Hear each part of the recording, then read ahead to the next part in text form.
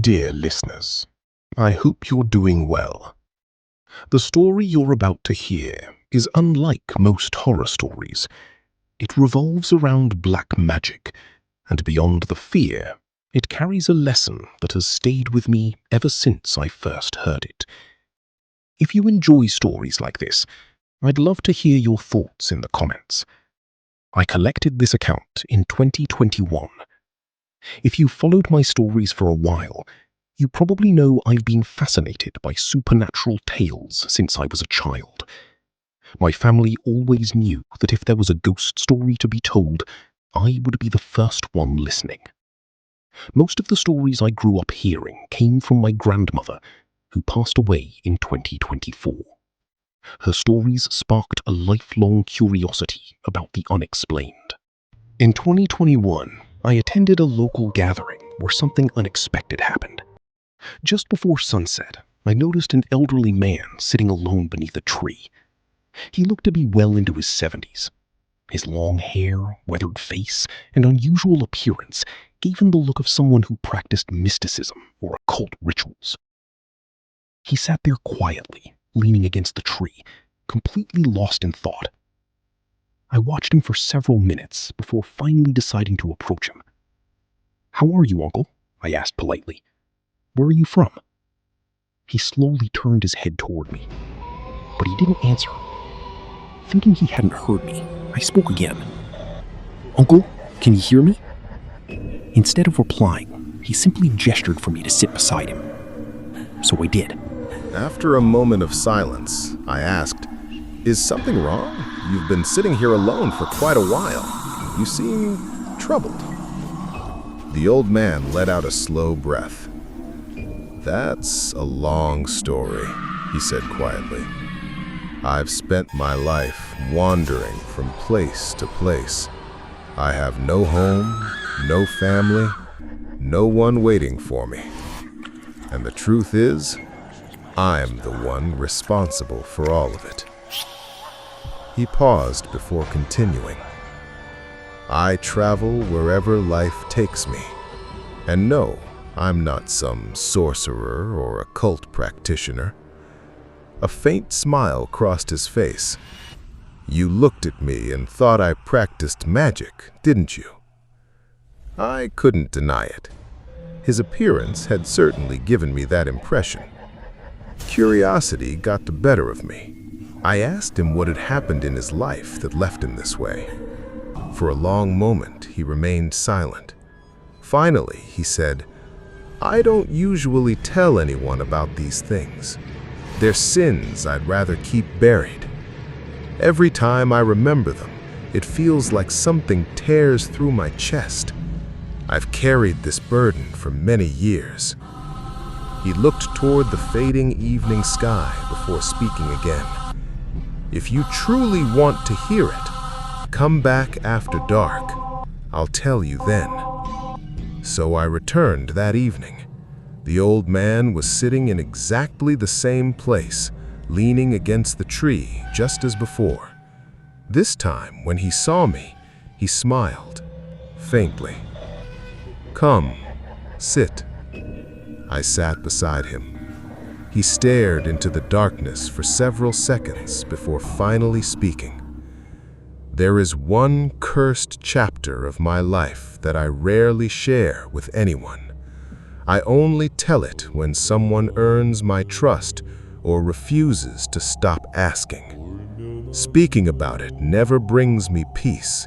It only reminds me of everything I destroyed." He lowered his head. "And the life I'm living today is the price I paid for those choices." He took a slow breath. "Listen carefully. This happened in 1972. I was around 20 or 21 years old. I was born into a poor family. There were 2 brothers, 1 sister, and our parents. We didn't have much, but we managed to survive. I was strong for my age, and because of that, I sometimes worked alongside local woodcutters, helping them cut timber deep inside the forests. Not every day, only whenever extra work was available. I'd always been fearless. Not far from our house lived a respected religious family. Around the village, people simply referred to their home as the Fakir house because they came from a well-known spiritual lineage. They had a daughter named Chani. Their family was far better off than ours, and everyone in the area knew who they were. I would often see Chami whenever I passed through the village, and before long, I realized I'd fallen in love with her. My father earned a living catching fish in the rivers and canals surrounding the Sundarbans. We survived by selling whatever he caught. We were nothing more than a poor fishing family. Chami came from a respected and financially comfortable household. Deep down, I knew someone like her would never accept someone like me. But when you're young and you fall in love for the very first time, you'll do almost anything to be with that person. I was no different. Just to catch a glimpse of her, I'd spend hours wandering near her house. Back then, the village wasn't crowded the way it is today. There were fewer homes, more open land, and plenty of chances to cross paths by accident. Then one rainy afternoon, it finally happened. I met Chami on a quiet village road. We stood there talking while the rain fell around us. The conversation wasn't long, but as we spoke, I couldn't shake the feeling that she liked me too. After a few minutes, she smiled and said, "I'm completely soaked. If I stay out any longer, I'm going to catch a cold. I should go. You should head home too." Then she turned and walked away into the rain. Watching her disappear, my heart felt lighter than it had ever had before. From that day on, the feelings only grew stronger, and without realizing it, that love would become the beginning of the darkest chapter of my life. One afternoon, I finally found the courage to tell Chami how I felt. I confessed everything. For a brief moment, she simply looked at me. Then she quietly shook her head. "What are you saying? I know you're a good person, but you have to understand something. Our families come from completely different worlds." She spoke gently, without anger. "If my father ever hears about this, you're the one who'll be in trouble. I don't want that to happen." She paused before adding one final sentence. "Not everything is meant for everyone." Then she turned and walked away. I stood there in silence. It felt as though the ground had disappeared beneath my feet. Every hope I had vanished in a matter of seconds. With a heavy heart, I returned home that day. The disappointment was impossible to put into words. Days passed, then weeks. Life moved on, but I didn't. Eventually, news spread throughout the village. Chami's marriage had been arranged with another man. The moment I heard it, something inside me broke. The next morning, I left with a group of local woodcutters to work deep inside the forest. One of the men was an older woodcutter named Suresh. Everyone, including me, respectfully called him Uncle Suresh. He noticed I hadn't spoken much during the journey. "You've been quiet all morning," he said. "What's wrong? Something happened?" The question was enough. I couldn't hold it in anymore. I broke down in tears. He immediately stopped walking and placed a hand on my shoulder. "Tell me, what happened?" So I told him everything. About Chami, about my confession, about her rejection, about the marriage. He listened without interrupting. When I finished, he sighed deeply. "Life doesn't give everyone what they want," he said. "You have to let her go. Focus on your work. Love isn't worth destroying yourself over." Sometimes that's just how youth is. And people like us. He looked away toward the trees. We don't get many choices. But by then, I wasn't listening anymore. I looked him straight in the eye. I want revenge. If I'm alive, I won't let Chami become someone else's wife. No matter what it costs, I'll do whatever I have to. Suresh didn't answer right away. He stood there quietly, lost in thought. After several moments, he finally spoke. Deep inside this forest, there's an old ascetic. You could call him a mystic, someone who practices forbidden spiritual rituals. I've known him for years. I've crossed paths with him many times while working out here. He knows me as well. His name is Nirmal.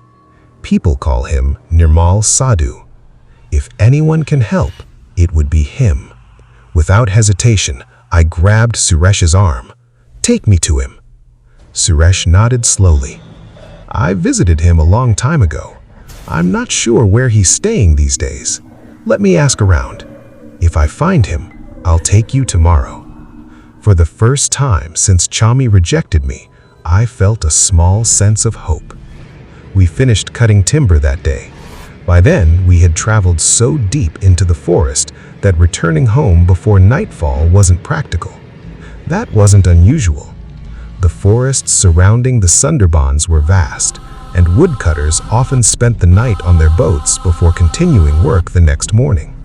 There were 6 of us all together, so we stayed on the boat until sunrise.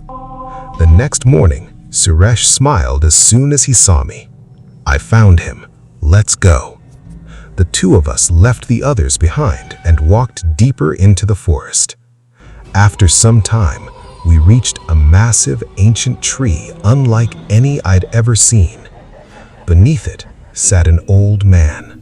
The sight of him sent a chill through my entire body. Incense burned in front of him, filling the air with thick gray smoke. His hair had grown into enormous matted locks that fell over his shoulders. A long beard reached almost to his chest. Around his neck hung necklaces of prayer beads and talismans. In one hand, he held a large animal bone. When Suresh called out to him, the old man slowly opened his eyes.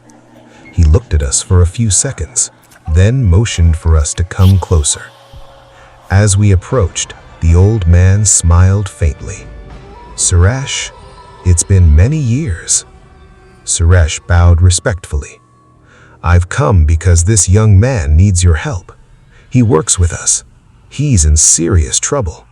I told him about you, so I brought him here." The old man turned toward me. His eyes lingered on my face. Without asking a single question, he spoke. "I can already see it. 2 shadows have settled over you. The shadow of love and the shadow of revenge. What happened?" His words caught me completely off guard. I told him everything, from the moment I first met Chami to the day I learned she was going to marry someone else. When I finished, I looked directly at him. "I'll do whatever you ask. I don't care what it costs. I just don't want Chami to become another man's wife." The old man remained silent for a long time. Finally, he spoke. "This isn't a simple matter. I can't promise that I can bring Chami into your life." He paused. "But I can make sure that her marriage never takes place." I stared at him without blinking. "There are things you'll have to do. And first, I need something that belongs to her. A piece of clothing she has worn, and a single strand of her hair." He looked directly into my eyes. "In return, there is something I'll require from you." Without stopping to think, I agreed. I assumed the old man would ask for money. No matter how difficult it was, I was prepared to earn it somehow. Instead, he looked at me and said, "When I ask for something, you cannot refuse." I answered without hesitation. I won't. He nodded. Then bring me a piece of clothing that Chami has worn and a single strand of her hair. I want them both here by tomorrow afternoon. I agreed. Suresh and I left the forest and returned to the others. By the end of the day, we were back home. As soon as I arrived, I went to see a woman named Jasna, an older neighbor who was close to Chami's family and occasionally helped them with household chores. I trusted her enough to tell her everything. Then, I asked for an impossible favor. I need something Chami has worn and a single strand of her hair.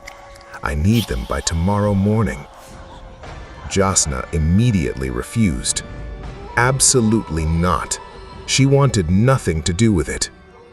Desperate, I fell to my knees and begged her. I held on to her feet, pleading through tears. Watching me break down like that, she could no longer bring herself to say no. She looked at me with genuine concern. Do you understand what will happen if Chami's family ever finds out? They won't just punish you, they could destroy all of us. Her warning barely reached me. I looked up and quietly replied, living like this is worse than being dead. Jasna remained silent for several moments. Finally, she sighed. I'll see what I can do. That was all she said before leaving. I returned home and waited. Every hour felt longer than the last. Inside me, anger, frustration, and the unbearable fear of losing the woman I loved continued to grow. The following day, shortly after noon, there was a knock at our door. It was Jasna. She motioned for me to step outside. The moment I saw her, I knew. Without saying a word, she handed me a small piece of folded cloth. Inside it was a fragment of fabric that Chami had worn. Wrapped carefully inside another piece of cloth was a single long strand of her hair. I couldn't hide my excitement. Just as I turned to leave, Jasna called out one last time. Think carefully before you go. If anything happens to Chami, will you be able to live with yourself? At the time, I didn't understand what she meant. To me, this was simply the last chance to stop her marriage. I thanked her and hurried towards Suresh's house. It seemed he had been waiting for me. Without wasting any time, we set off once again toward the forest. By the time we reached Nirmal Sadhu, evening had already fallen. As we approached, I noticed something that immediately made me stop. The area surrounding the old ascetic was glowing with a strange white light. It was bright enough to illuminate the ground around him as though it were still daylight. Yet no matter where I looked, I couldn't find the source of the light. There were no lanterns, no fire, nothing that could explain it. Deep inside a forest like this, such a light shouldn't have existed. Nirmal looked at us and smiled faintly. I thought you might not come, but seeing you return surprised me. He extended his hand. Did you bring me what I asked for? I handed him the piece of Chami's clothing and the cloth containing her hair. He carefully examined them. Then a quiet smile spread across his face. I couldn't tell whether it was satisfaction or something else. After a long silence, he looked directly into my eyes. The path you've chosen has consequences. Nothing good ever comes from this kind of ritual. It doesn't give, it only takes. It takes far more than people expect. He paused. You still have time. Think carefully. Are you certain you want to continue? My answer never changed. Yes, I have to. It has to happen before Friday.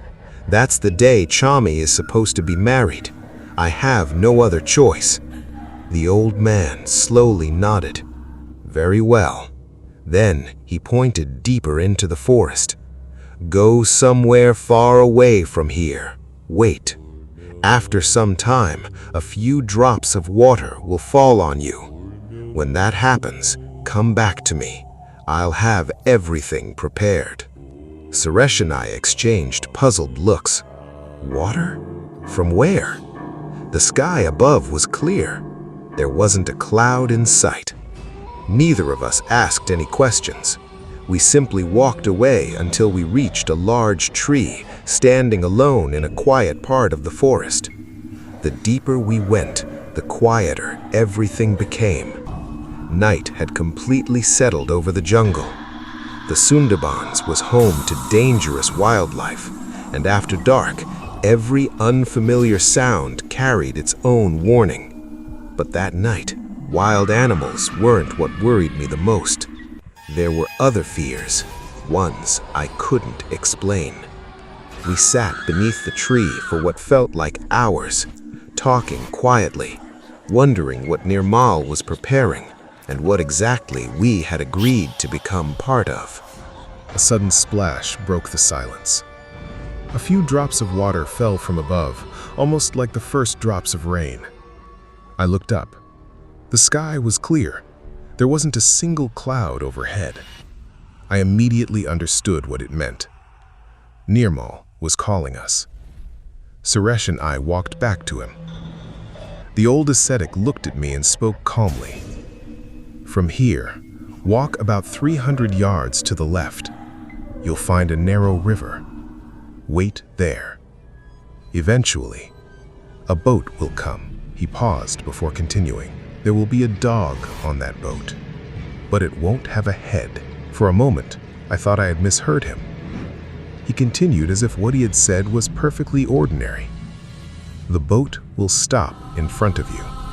When it does, throw this object into the boat. He handed me a small wrapped bundle. Then, leave immediately. His voice grew noticeably more serious. No matter what happens, do not look back, do not stop, and do not give in to fear. They cannot harm you, as long as you never turn around. The old man fixed his eyes on mine. The moment you look back, you're dead. I swallowed hard before asking, do I have to go alone? What about Suresh? Nirmal shook his head. Suresh may come with you, but he must stop well before the river. He cannot look toward it. He must wait until you return. I nodded. All right. Nirmal motioned for us to sit once again. Wait. When I tell you, then you'll go. And when you've finished, come back here. There is still more to do. This isn't the end, so we waited. Neither of us knew what time it was. Back then, we didn't carry watches. Deep inside the forest, darkness settled much earlier than anywhere else. Only the pale moonlight filtering through the trees allowed us to see the path ahead. After what felt like a long time, Nirmal finally spoke. It's time. We left immediately. Before long, I could hear running water ahead. The Sundarbans is filled with countless narrow rivers and tidal creeks winding through the forest, and this was one of them. When we reached the agreed location, Suresh stopped. I continued alone until I stood at the riverbank. The small bundle rested tightly in my hand. I waited. Minutes passed. Nothing happened. I began wondering if this was all some elaborate trick. Then, the surface of the water rippled. The current shifted without warning. I scanned the darkness, and that's when I saw it. A small boat was slowly drifting towards me. It was glowing. Not because it carried a lantern or any visible source of light. The boat itself seemed to be surrounded by an unnatural pale glow. Then, I noticed what was inside. A massive dog. Its body was completely intact, but it had no head. Every instinct told me to run, yet my feet refused to move. The boat silently stopped directly in front of me. There was no boatman, no one rowing. It had crossed the river entirely on its own. Remembering Nirmal's instructions, I forced myself to move. I threw the wrapped object into the boat. The instant it landed inside, the boat began drifting away again, on its own. My entire body was shaking. I had never experienced anything like this in my life. Cold sweat ran down my face despite the cool night air. Without wasting another second, I turned and walked back toward the forest. After only a few steps, a deafening roar echoed behind me. It sounded like some enormous wild beast.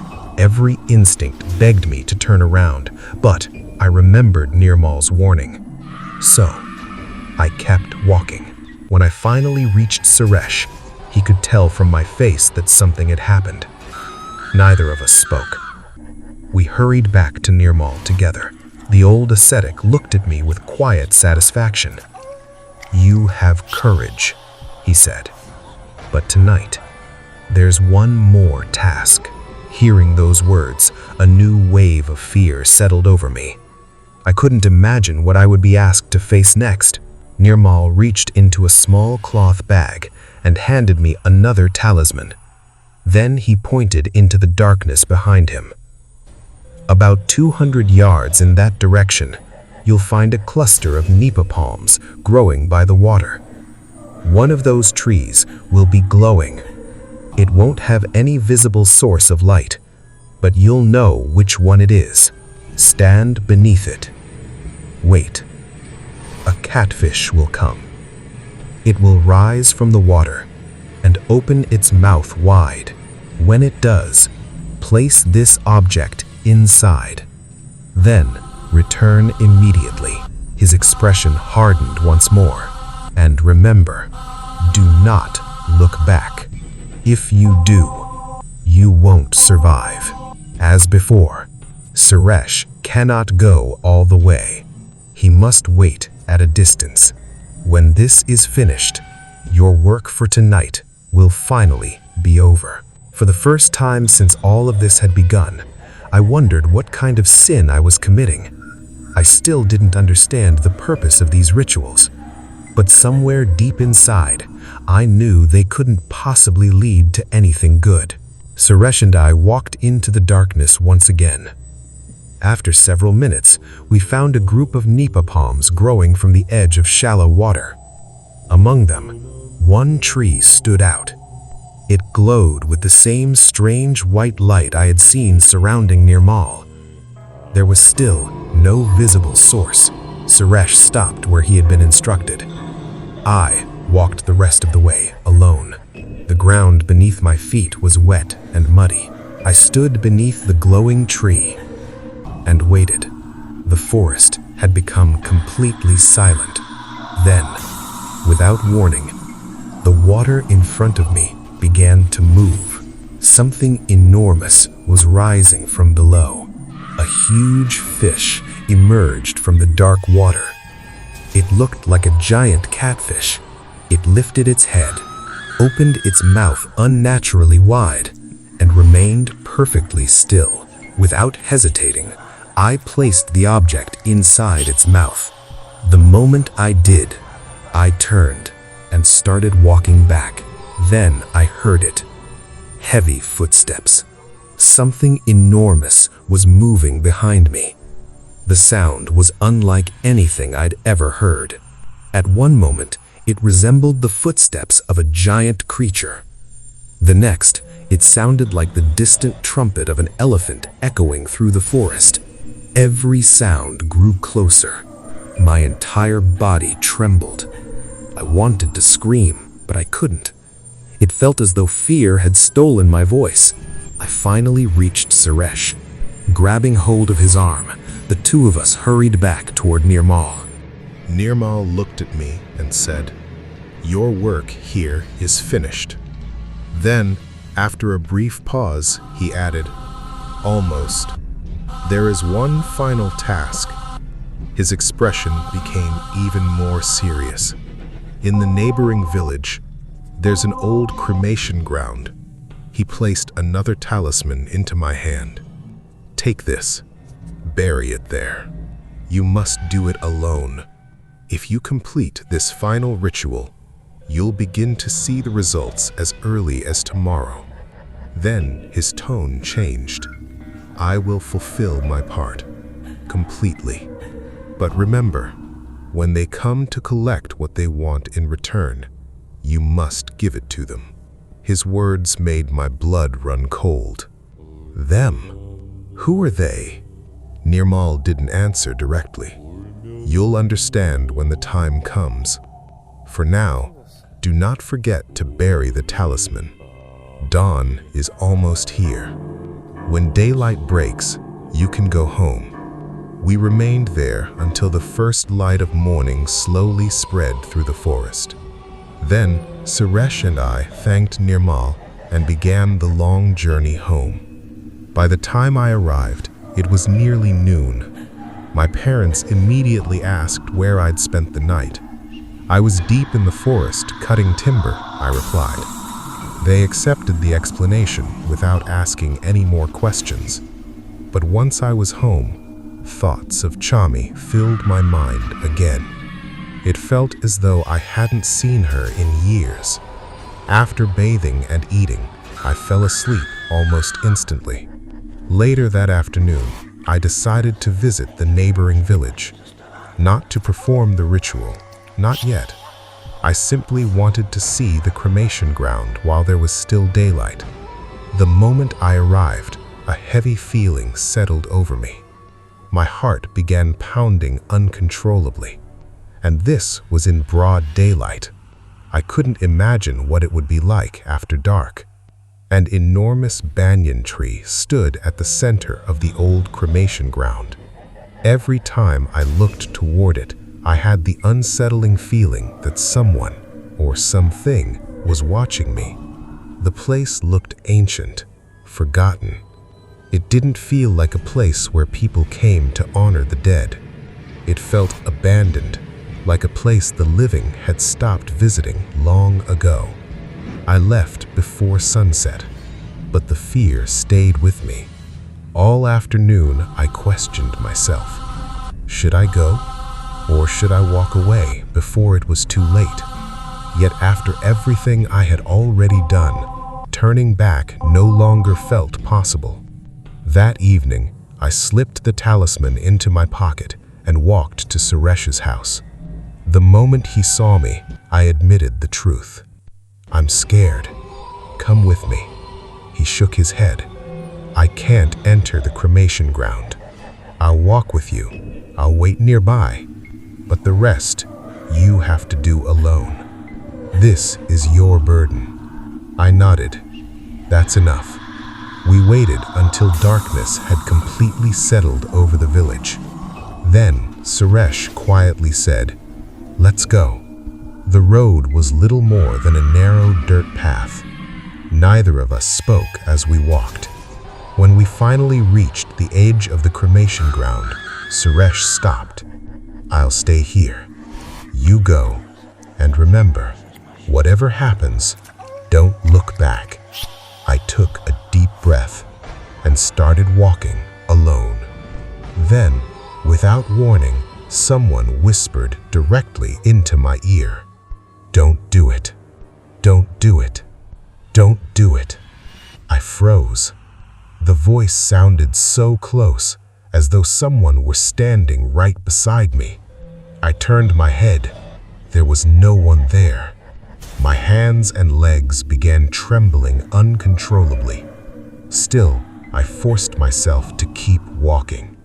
Every step toward the cremation ground felt heavier than the last.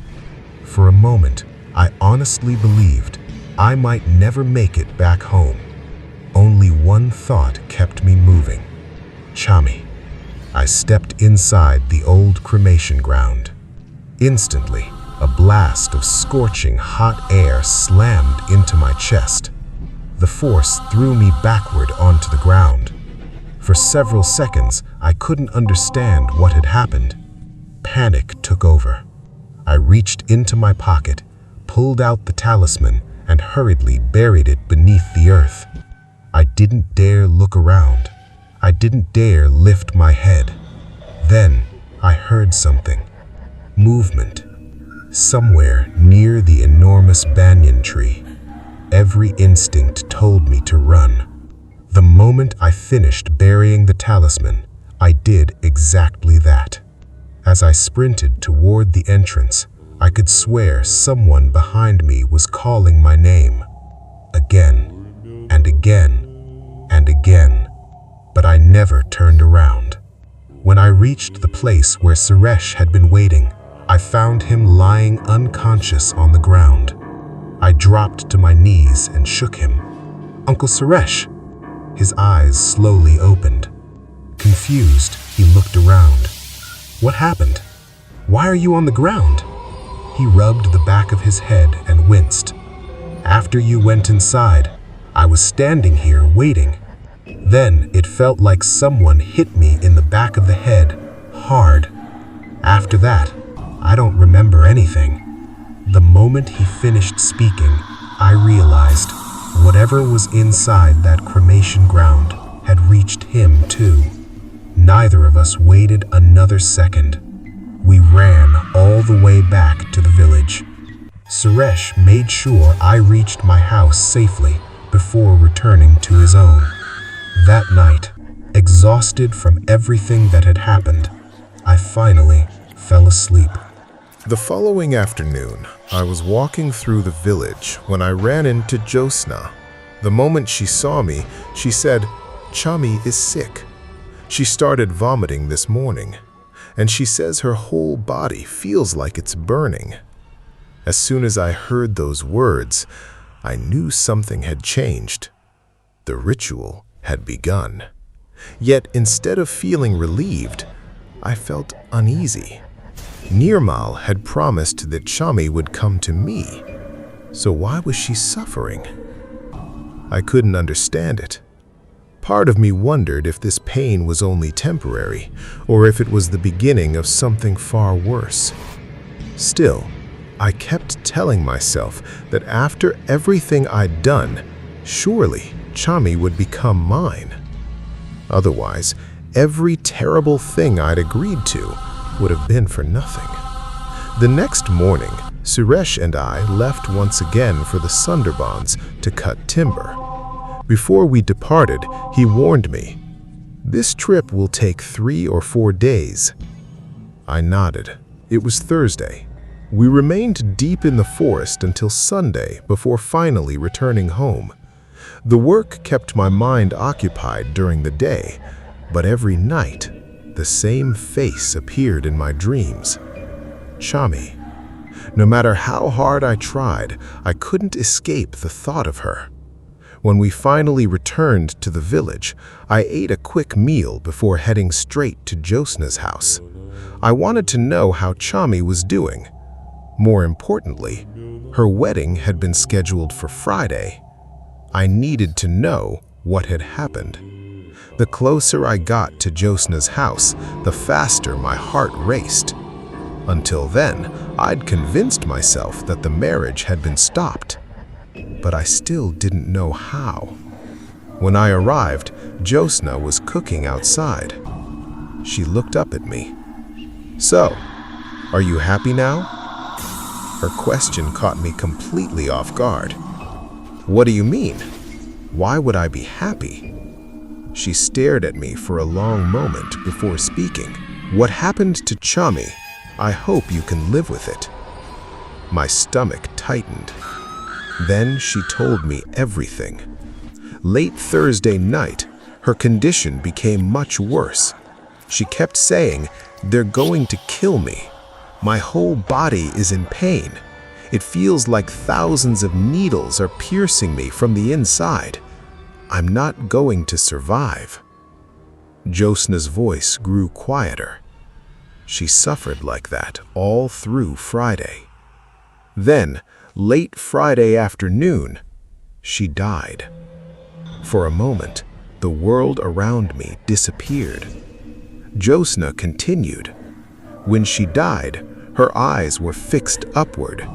It looked like she had seen something so terrifying that it frightened her to death. My legs gave out beneath me.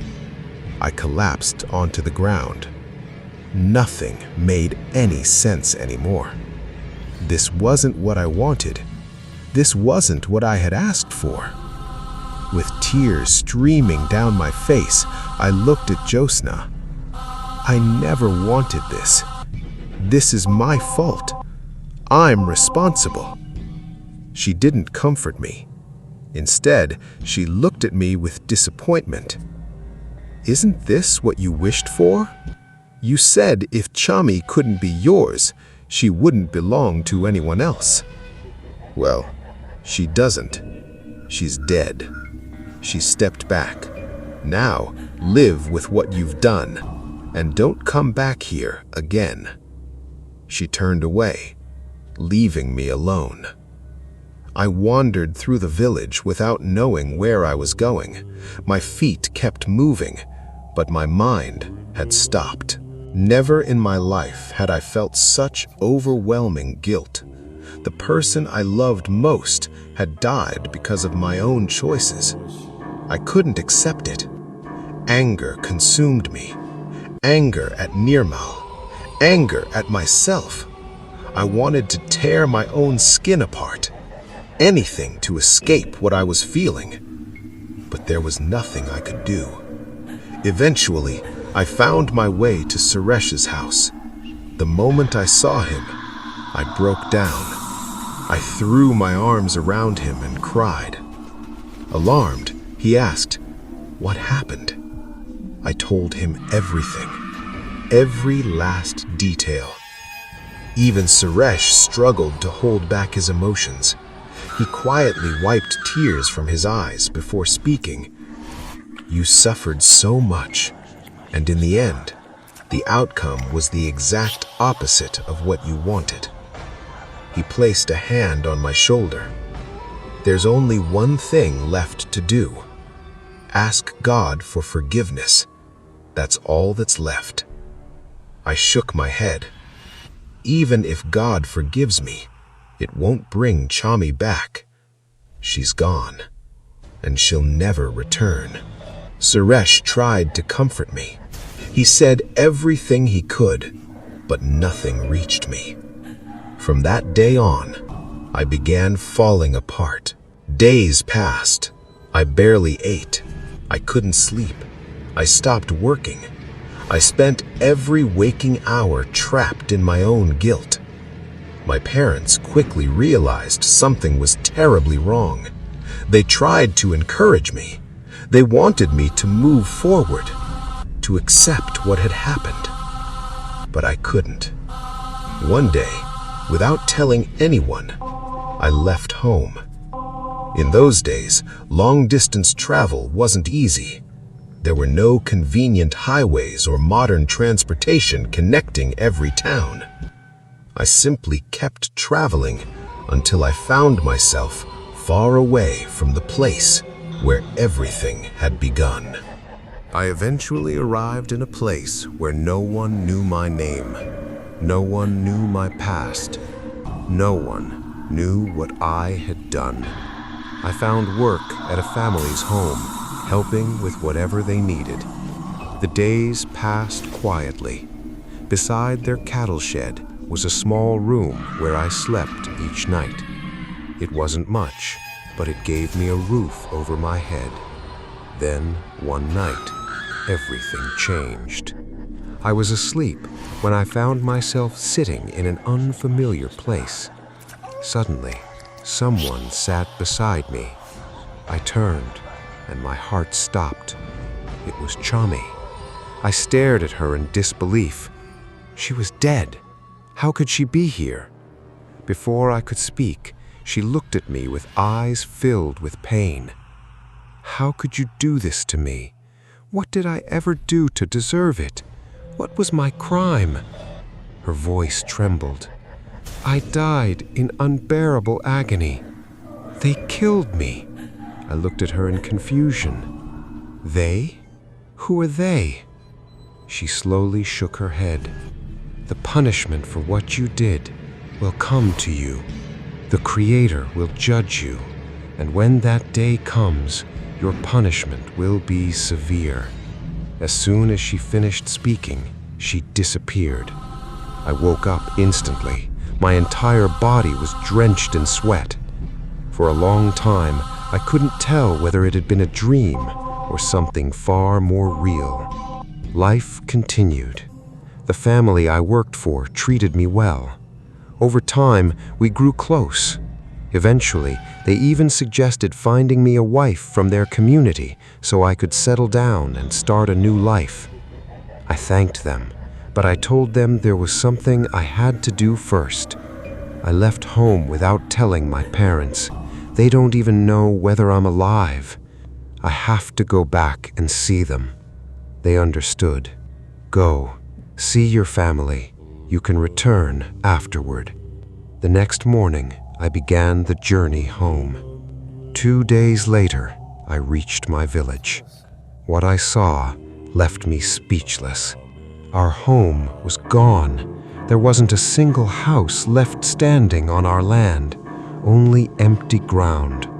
For a moment, I thought I had come to the wrong place. Desperate for answers, I went straight to Josna's house. She looked shocked to see me. Then she quietly explained what had happened. "For reasons no one understands, your family sold everything. They left. No one knows exactly where they went. They didn't tell anyone. They disappeared during the night." Hearing those words felt like losing my family all over again.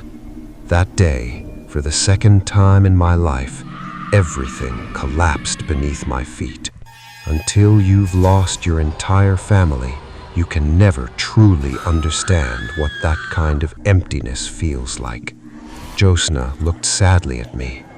"Where have you been all this time? You vanished without a word. Your family searched everywhere for you. Your mother cried for you every day." She lowered her head. "Look what has become of all of you. What will you do now? Where will you go?" I told her everything. Where I had been living, the work I had found, the people who had taken me in. Before leaving, I handed her my new address. "If my family ever comes looking for me, please give them this.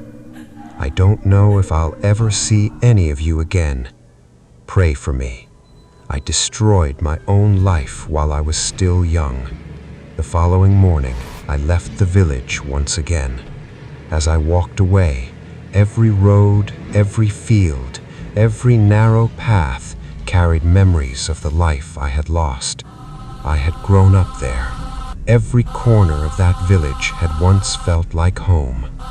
Now, I was leaving it behind, perhaps forever. The pain was almost unbearable. I returned to the town where I had been living.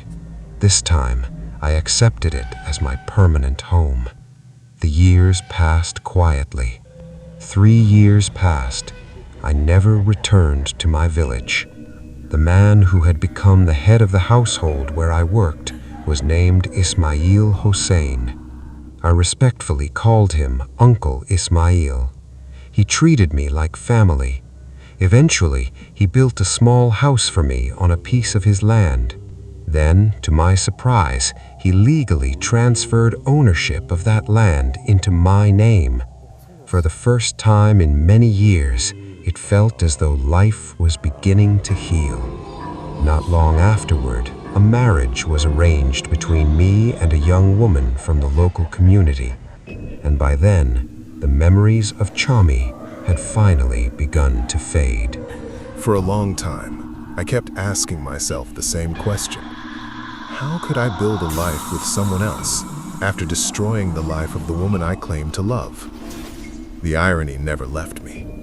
I had refused to let Chami become another man's wife, yet here I was, preparing to become someone else's husband. Even now, it still feels impossible to explain. Eventually, I got married. My wife's name was Shahana. She was kind, patient, and completely unaware of the darkness I carried with me.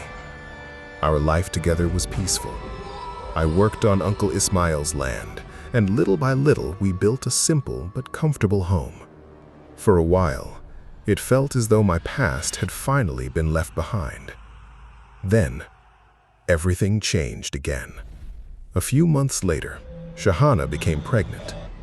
One night I was returning home from the market. The village road was quiet. The moon provided just enough light to see the path ahead. Then, I noticed someone standing in the middle of the road. As I got closer, I recognized him immediately. The tangled hair, the long beard, the familiar silhouette. It was Nirmal. The sight of him brought every memory flooding back. Chami, the rituals, the guilt, the anger that had been buried for years erupted all at once. I walked straight toward him. How could you do this? You killed Chami. Did I ever ask you to kill her? Nirmal looked at me without the slightest emotion. I didn't kill Chami. You did. His answer stunned me. He continued calmly. When you placed that offering into the boat, it was delivered to a powerful Mari Jinn. Along with it was your pledge. It promised your firstborn child as payment. He looked directly into my eyes. When your first child enters this world, they will come to claim what you offered. My entire body went cold. He continued speaking as though it had already been written. They terrified Chami. They tortured her. Pain spread through every part of her body until she could no longer endure it. That is why she died. My heart pounded so hard I could barely breathe. What have I done?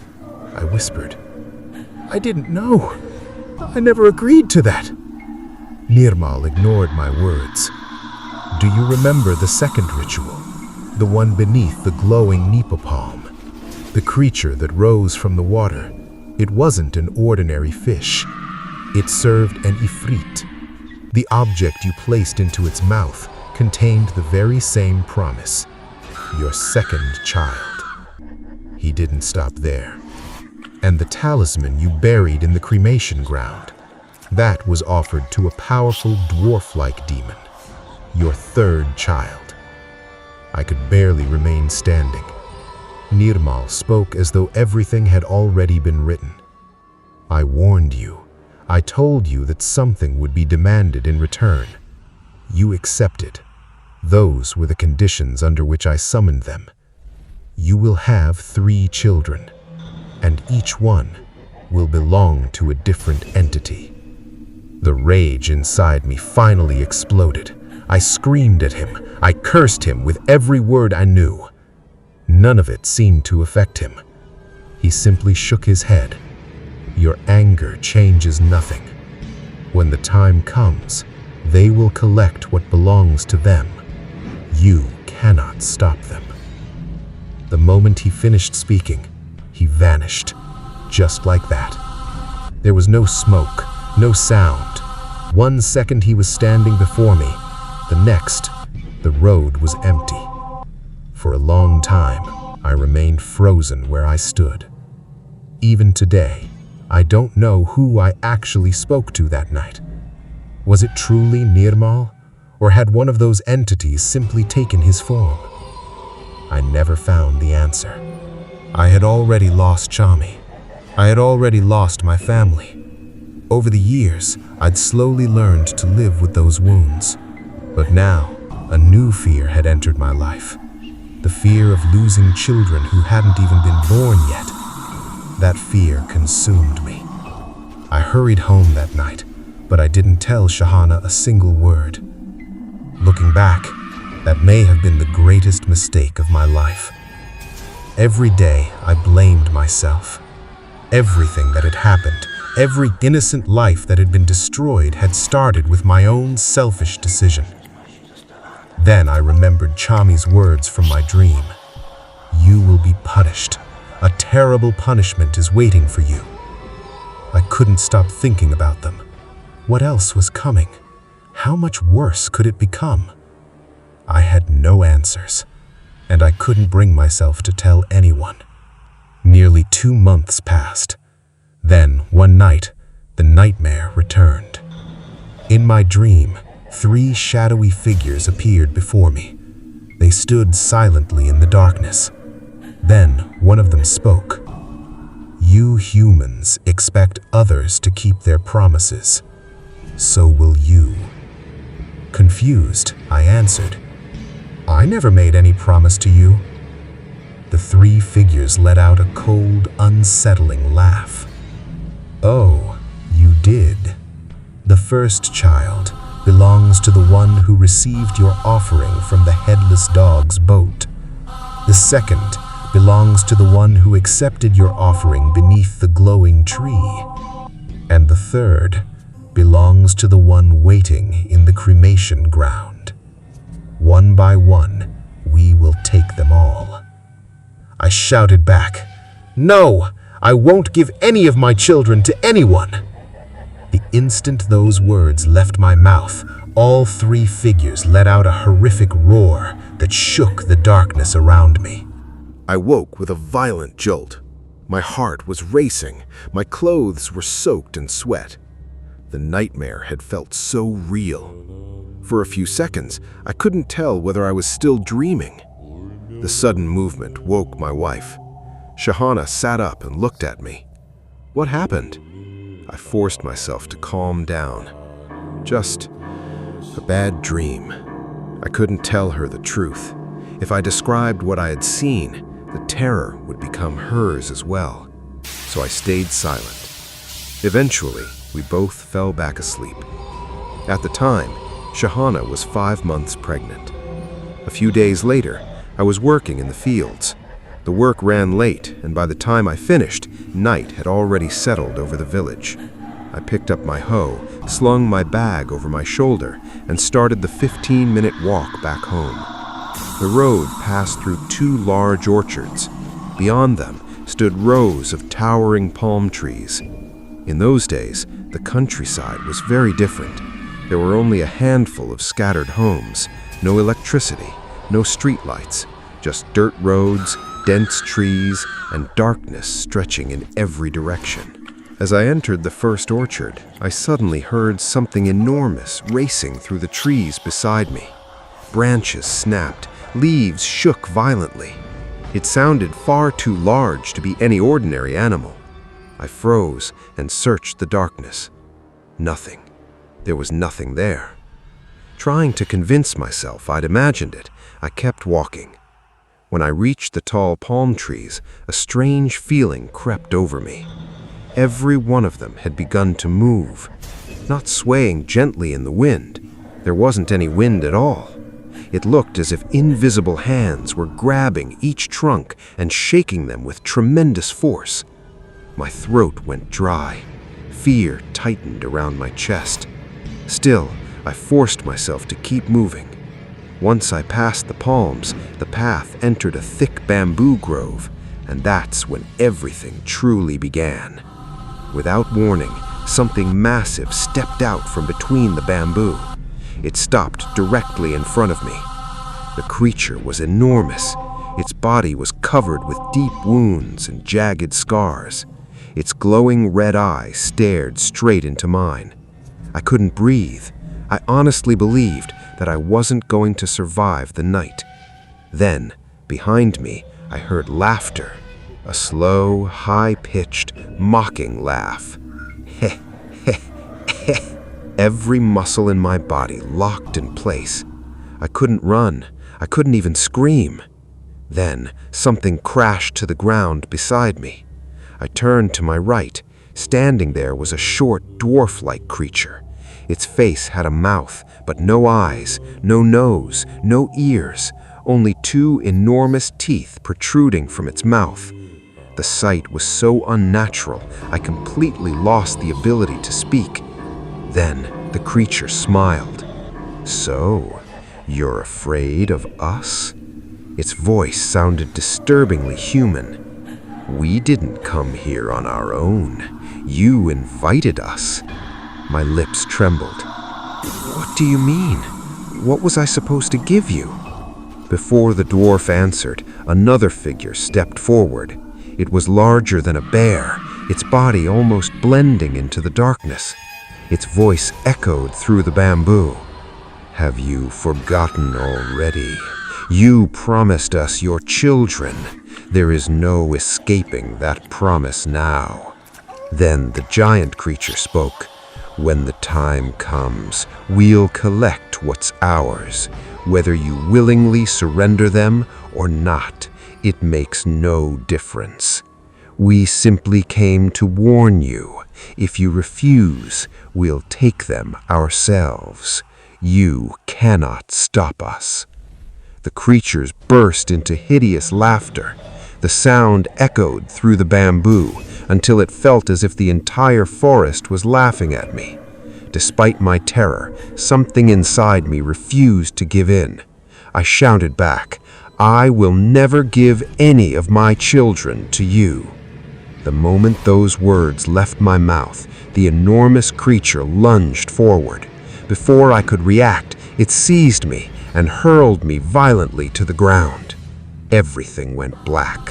When I finally regained consciousness, I found myself lying on the floor of a pitch-black room. There were no windows, no light, no sound. I had no idea where I was. Then, the heavy wooden door creaked open. The same horrifying figure from the bamboo grove stepped inside. Without saying a word, it grabbed me by the back of the neck. Its grip felt impossibly strong.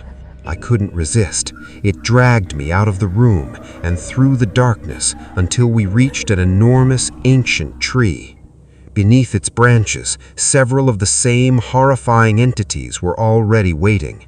Without hesitation, they tied me tightly against the trunk, and as I looked around, I realized whatever was about to happen next would be far worse than anything I had experienced before. The dwarf-like creature looked up at me and smiled. You are in our world now. Its voice echoed beneath the enormous tree. Once someone is brought here, they never leave. It paused, then laughed. But you, we'll send back.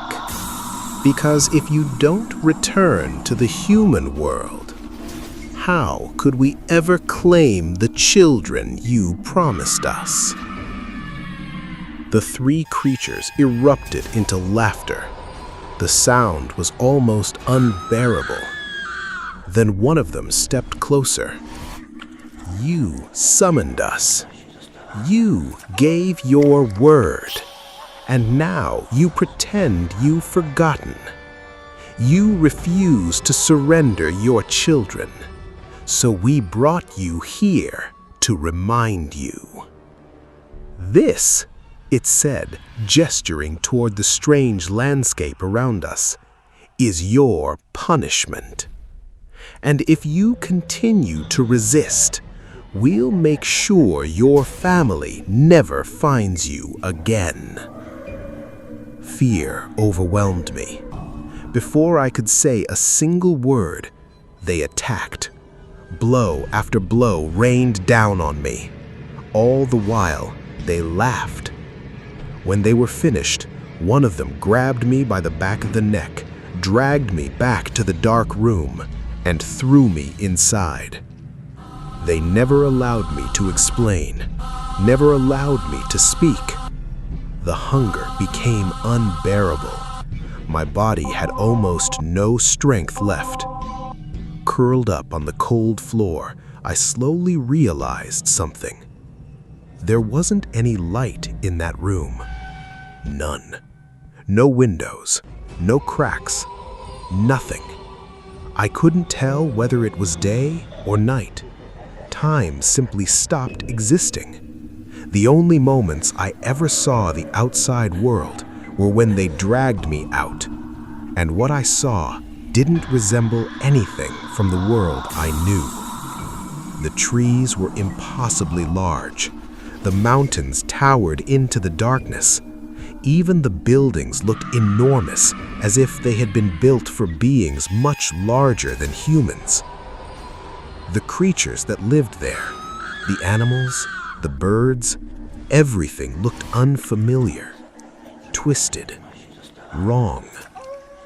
They occasionally gave me strange fruit to eat, just enough to keep me alive. Sitting alone in that endless darkness, I kept thinking about everything I had destroyed. I had lost my family. The woman I loved had died because of my own choices. And somehow, I'd condemned my future children before they were even born. I wondered if there was any greater sin than that. Again and again, I prayed for forgiveness. But inside that place, time had no meaning. Eventually, exhaustion would overcome me, and I would simply fall asleep.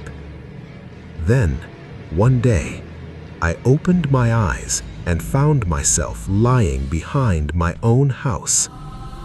For a long moment, I couldn't understand where I was. Then it hit me. They had brought me back. I staggered to my feet and walked toward the house. The moment Shahana saw me, she ran over, wrapped her arms around me, and burst into tears. "Where have you been? We've searched everywhere. For 27 days. We thought you were dead." 27 days. The words echoed inside my head. To me, it had felt only a short time, yet nearly an entire month had passed. Even then, I couldn't bring myself to tell her the truth. Instead, I lied. I went back to visit my family. I couldn't send word. "I'm sorry." She believed me, or perhaps she simply wanted me home. Little by little, life seemed to return to normal, but my mind never truly escaped what had happened. Then, our daughter was born. For the first time in years, there was genuine happiness inside our home. But I couldn't forget what those entities had promised. Every single day, I watched over my daughter. Every night, I feared they would come. Then, on the 11th night after her birth, the nightmare became real. We were asleep. Suddenly, Shahana screamed. I woke instantly. Our daughter was gone. The door was still locked from the inside. No windows were open, no sign of anyone entering. Yet our 11-day-old baby had disappeared. In that instant, I knew. They had come. We searched the entire house, the yard, the nearby fields. Then we woke the neighbors. Before long, the whole village was searching. No one found a single trace of her. Not one footprint, not one cry. Nothing.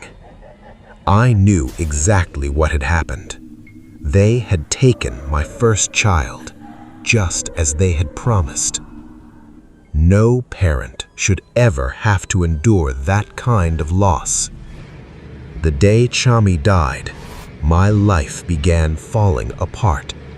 And from that moment on, everything I loved was taken from me.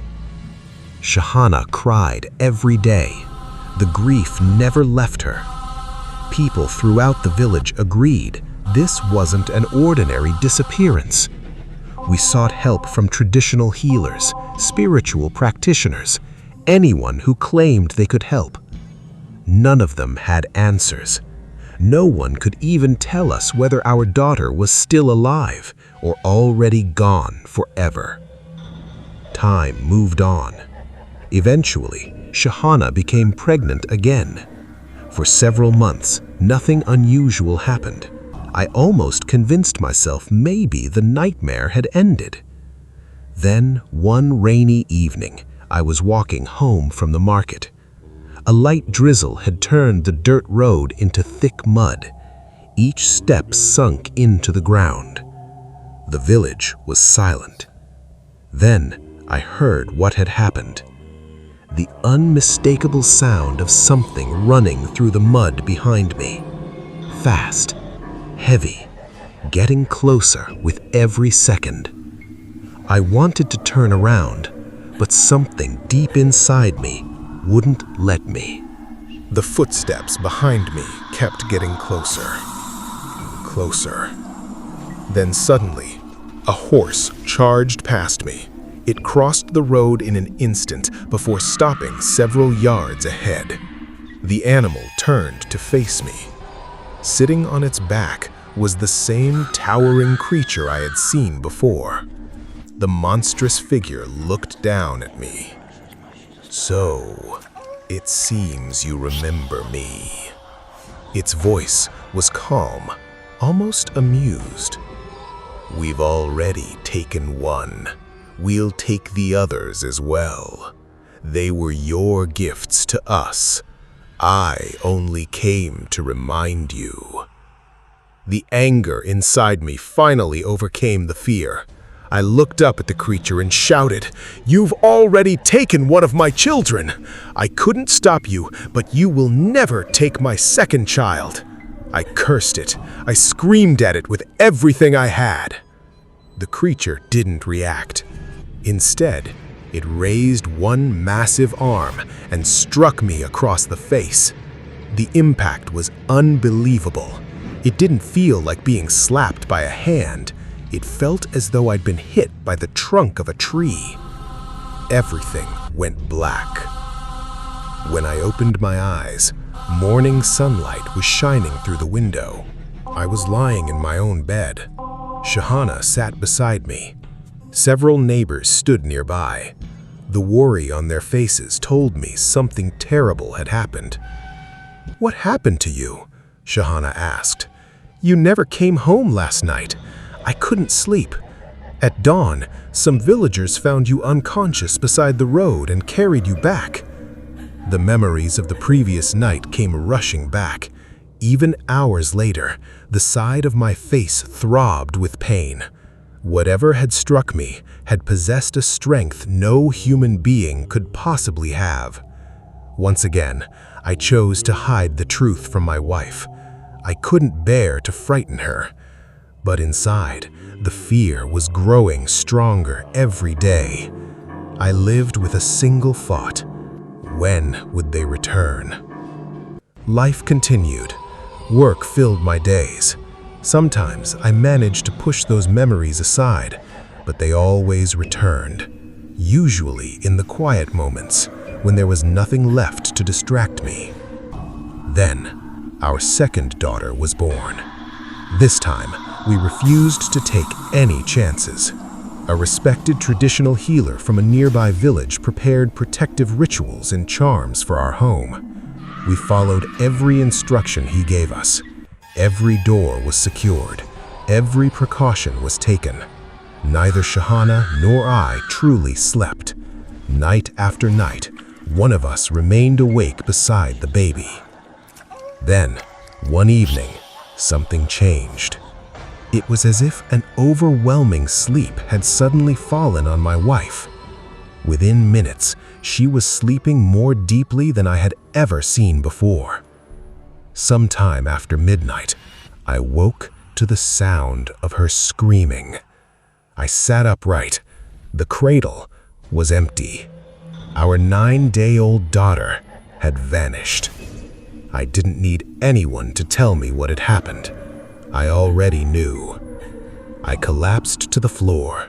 For the first time in my life, I cried without caring who saw me. The neighbors rushed into the house. The entire village searched through the darkness. Fields, roads, ponds, every nearby home. Nothing. No footprints, no cries, no sign that the child had ever been there. They had taken my second daughter, exactly as they promised. How could any father survive losing one child, let alone two? The first had disappeared after 11 days, the second after only 9. No parent should ever have to endure that kind of suffering. Looking at Shahana's face became almost impossible. The grief had completely consumed her.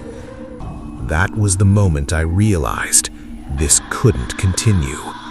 If those entities intended to claim our third child, then I had to find someone powerful enough to stop them. In secret, I began searching for a respected religious scholar, someone known not only for deep knowledge of the faith, but also for helping people facing unexplained spiritual afflictions. After weeks of searching, I finally found one. He lived several villages away. I traveled alone, and for the first time, I told someone the entire story, from the beginning. The scholar listened without interrupting. When I finally finished, he remained silent for a long time. The scholar remained silent for nearly an hour. When he finally returned, his expression had changed. He looked at me with disappointment, more than anger. Then he spoke. You brought those beings into your life. You called them yourself. So why have you come to me now? You gave your word. You promised them your children. Whether you want to keep that promise now or not, they will still come to collect what they believe is theirs. That is their nature. He paused before continuing. Nirmal never told you the whole truth. He deceived you from the beginning. He never intended to unite you with Chami. He intended to sacrifice her, and after that, he planned for your future children to become offerings as well. So far, he's already succeeded twice. I felt the ground disappear beneath me. The scholar continued. You carried out every ritual with your own hands without realizing what you were truly agreeing to. That is exactly how these pacts are made. Nirmal acted deliberately, which is why no one should ever seek help from people who claim supernatural power for personal gain. They rarely act out of compassion. They act for themselves.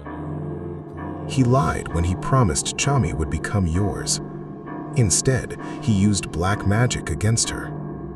You became the instrument that delivered her death sentence. His words pierced deeper than anything I had ever heard. The jinn inflicted unbearable suffering upon her.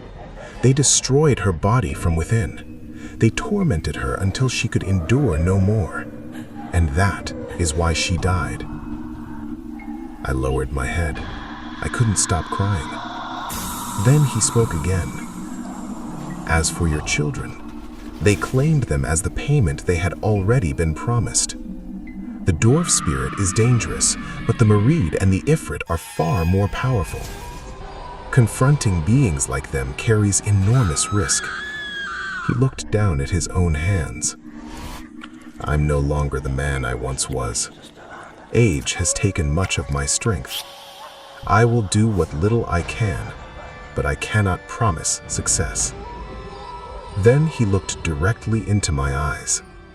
The greatest thing you can do now is sincerely repent before God. Only His mercy is greater than the consequences of what you've done.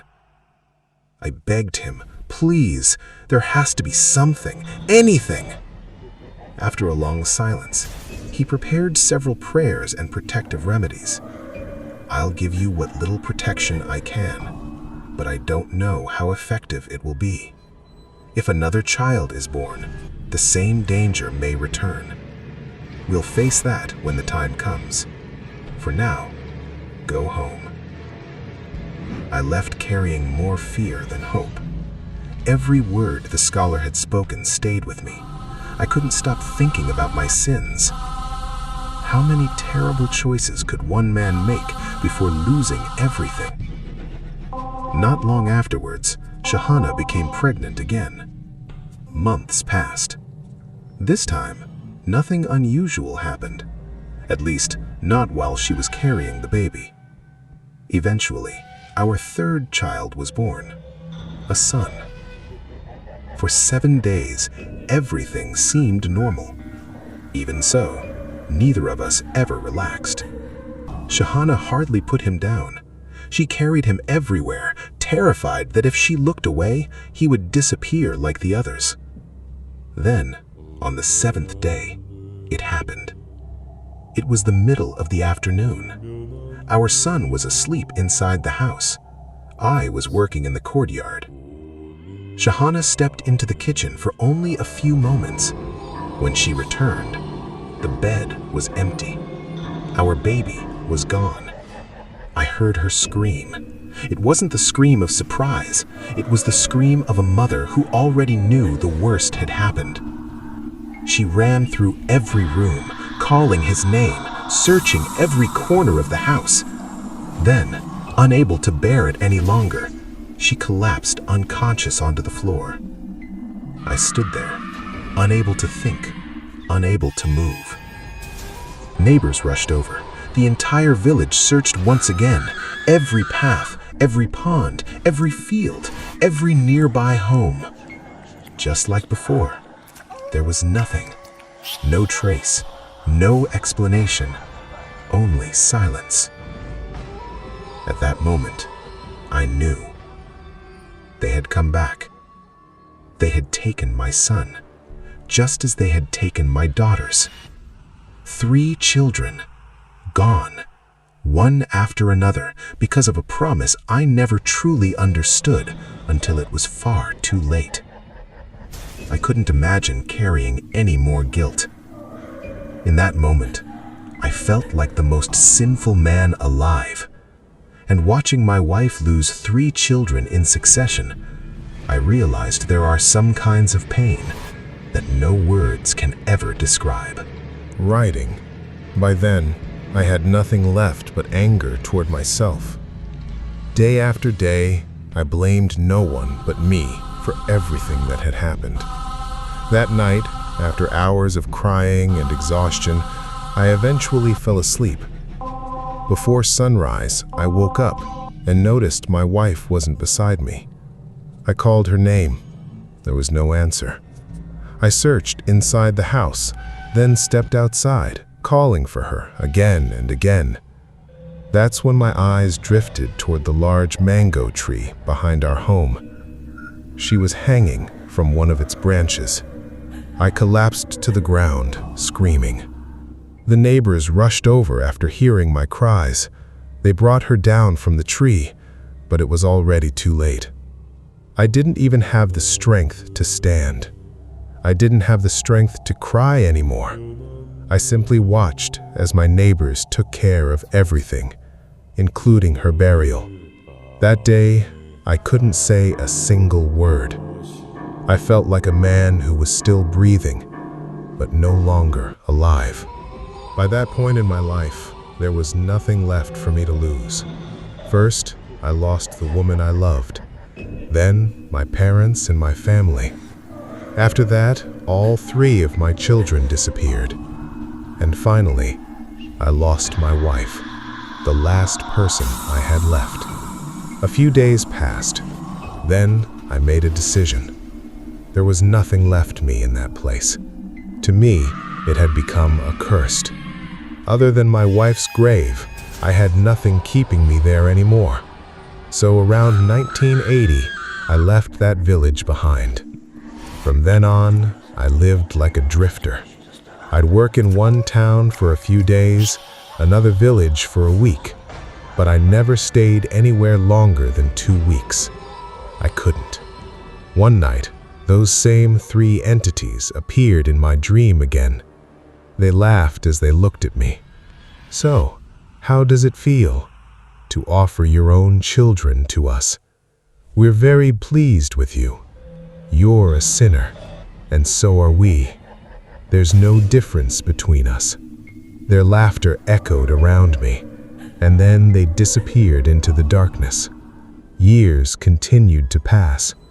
One night, I dreamed of my wife. She looked at me with tears in her eyes and asked, "Why did you do this to me? Why did you sacrifice our children to those monsters? I will never forgive you." In the dream, I broke down crying. When I woke up, my pillow was wet with tears. Then, sometime around 1990, Chami appeared in my dreams again. She looked at me and quietly said, "You took me away from my family, and they took your wife and all 3 of your children away from you. Now you know what it feels like to lose the people you love." Then she vanished. Over the years, I've seen Chami in my dreams many times. Every time, she tells me the same thing. "This is your fault. You're responsible. You're a sinner." In fact, I saw her again just 2 months ago. She said the very same words. Sometimes, even while I'm awake, I feel like she's watching me from somewhere nearby. Maybe it's only my guilt. Maybe it's something else. I don't know anymore. Since then, I've never stayed in one place for very long. I have no home, no family, no children, no one waiting for me anywhere. I'm completely alone. Everything I ever loved, I destroyed with my own hands. Now, I spend my life wandering from place to place, paying the price for the choices I made so many years ago. The old man fell silent. He lowered his head, and that was the end of his story. For a long moment, neither of us said a word. The weight of everything he had lived through seemed to linger in the silence. Looking back on his life, one lesson becomes impossible to ignore. The desire for revenge, the desperation to control another person's fate, and the temptation to seek power through dark rituals can destroy everything. Not just the person who chooses that path, but innocent people around them as well. Whether you see this story as a true account, a warning, or simply a terrifying tale passed down through generations, one thing remains the same. Some doors, once opened, can never truly be closed. If you enjoyed this story, please support Terrible Night by subscribing to the channel and turning on notifications. Every subscription helps us bring you more carefully researched horror stories, paranormal encounters, and true supernatural legends from around the world. And now, we'd love to hear from you. What did you think of this story? Do you believe what happened to him was real? Or do you have another explanation? Share your thoughts in the comments below. We read as many of your comments as we can. If you personally have experienced a genuinely frightening paranormal event, or if someone in your family has a true supernatural story they are willing to share, send it to us. With your permission, we may feature your story in a future episode of Terrible Night, so others can hear your experience as well.